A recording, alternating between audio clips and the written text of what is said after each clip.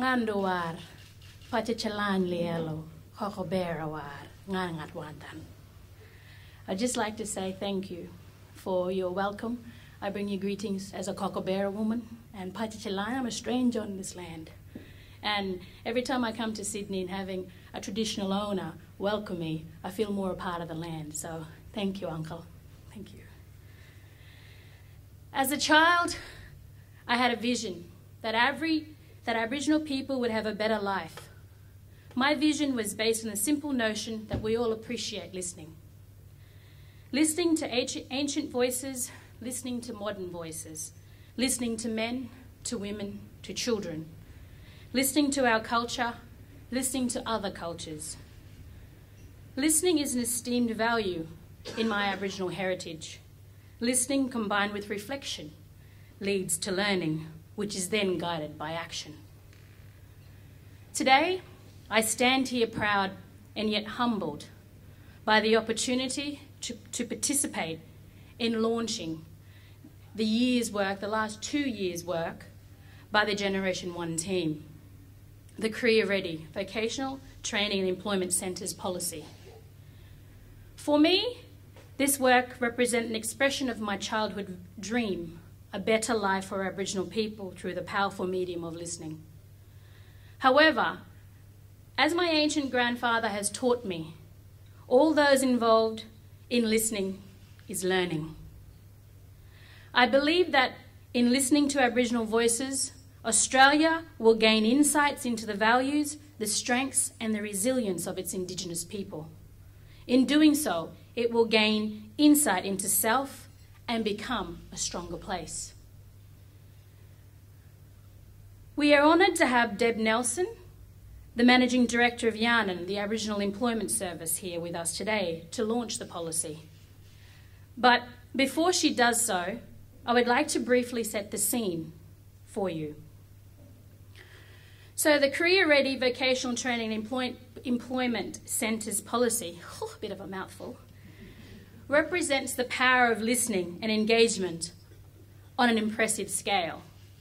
Many of you here today have been part of the process. The policy being launched reflects the power of partnerships when diverse groups work together and listen equally together. I would like to acknowledge the contribution of the many people in this room who have demonstrated their commitment, and I'm sure will continue to make, a positive contribution to addressing the disparity in this great nation. In particular, I would like to acknowledge the hard work of our partner organisation, or our sister organisation, the Australian Employment Covenant. Since the pact made between government, employers and Indigenous communities in late 2000, I think this is where I met Warren Mundine in Sejuna, when we was talking then a couple of years ago in Marcia, and we were talking to the Aboriginal people in Sejuna back then, was when I first heard of the Australian Employment Covenant. So since then it has galvanised over 300 employers to commit to some 60,000 plus jobs. The project has been one of the most important game changers in our collective efforts to place employment at the heart of ending the discrepancy in opportunities for Aboriginal people. To me, this important project confirms that Australia wants to listen, to learn and to act. The AEC's achievement complements the groundbreaking work done by many of you in your organisations to provide focus, direction and commitment to a constructive and mutually fulfilling future. I'm speaking of organisations like the Australian Reconciliation Australia, with their Reconciliation Action Plan submitted by hundreds of businesses and organisations across the nation. And yes, Yaama and the many Aboriginal organisations full of passionate people working to connect their people with the economic opportunities available in this time of historically low unemployment.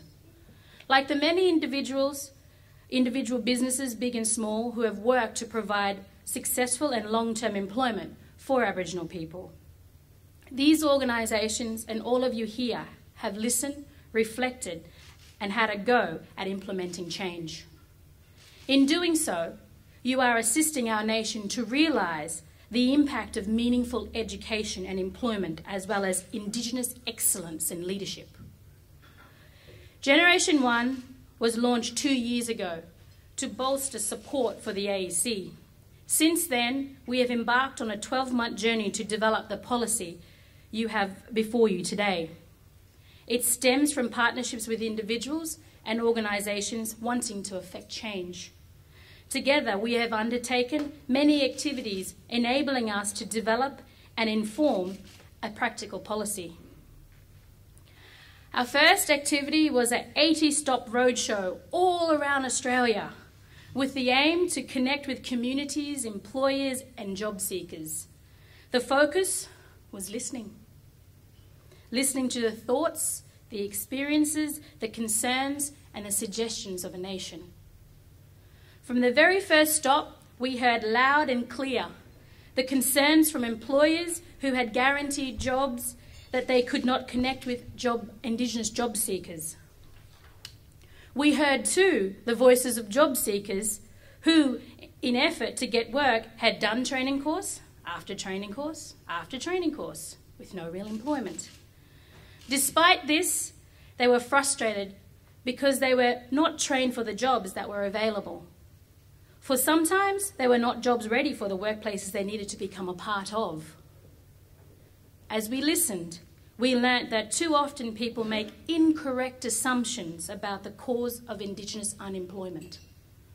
They perhaps leap to blame too quickly rather than have a good hard look at the real hurdles facing Aboriginal people.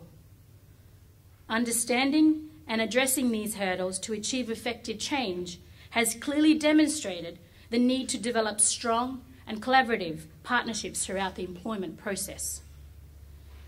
We started by establishing a partnership with the public and the many Australians who gave us their time during our roadshow. We released a discussion paper, Skills and Training for a Career, which raised the issues we heard. We made a call for public comment. To ensure that we heard the voice of Aboriginal job seekers, we engaged our research partner, Auspol, to conduct the Walk in My Shoe study. In order to understand the practicalities, we partnered up with Social Ventures Australia to examine in detail the success of 6 differing businesses with a track record of recruiting and retaining Aboriginal staff. I would like to acknowledge the contribution of these businesses, some of whom are here today. They are Crown in Melbourne, Woolworths, Burswood, Karen Sheldon, Skills 360 and ISS. So can you please give them a warm welcome? So with the AEC, we held a series of employer yarns across the country to bring companies at all stages of our journey into employing Indigenous people and to hear directly from them. We also had big yarns with the public from Melbourne Uni to the Garma Festival in Yolgol Country, from the University of Western Sydney to the Northwest Expo in Broome. It is through all of that work that we are brought here today to launch the Career Ready Vocational Training and Employment Policy Centres policy. It is a practical contribution to a groundswell of new thinking and passionate, dedicated action that defines the media narrative of despair and hopelessness. At this point, I would like to acknowledge a partnership critical to the work we have undertaken. It is a partnership with the Department of Employment, Education, Employment and Workplace Relations, fondly referred to as DEWA. It is with honour that I recognise here with us today the presence of the Honourable Julie Collins, Minister for Indigenous Employment and Economic Development, Minister for Community Services, and Minister for the Status of Women. With our work with our political leaders from all parties and the representatives of the departments have opened doors, and believe it or not, the discussions have been rather constructive. We have always had the doors open and we've always felt welcome, and so, we had this opportunity to actually engage in listening. They heard what we had to say and we heard what they had to say. So thank you. So partnerships plus listening plus learning plus hard work. This is the formula behind the policy we are launching today. There, the scene is set for you. As I mentioned earlier, we are honoured to have Deb Nelson here to launch the Career Ready Vocational Training and Employment Centres policy. And as the Managing Director, Deb established Yaama, an Aboriginal-owned and operated business, after a rewarding career in the public sector and as a leader and contributor to a range of non-for-profit organisations. Deb has a strong belief that Yaama is what she is meant to do. The company's vision is working with communities, building capacity and changing lives. This vision articulates her passion, a passionate advocacy of the strength and creativity of Aboriginal people and community. It also represents her ability to deliver real outcomes through blended solutions. Deb helps to create sustainable results by leveraging and creating mutually beneficial partnerships between Aboriginal communities, governments and non-for-profits and businesses.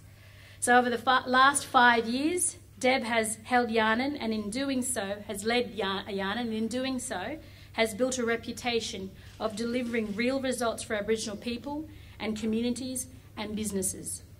Yaama employs a highly talented team of 8 people, 6 of whom are Aboriginal and all of whom share the Yaama's vision. So in my language, we have this word for direct vision, which you have in your company and your company's vision.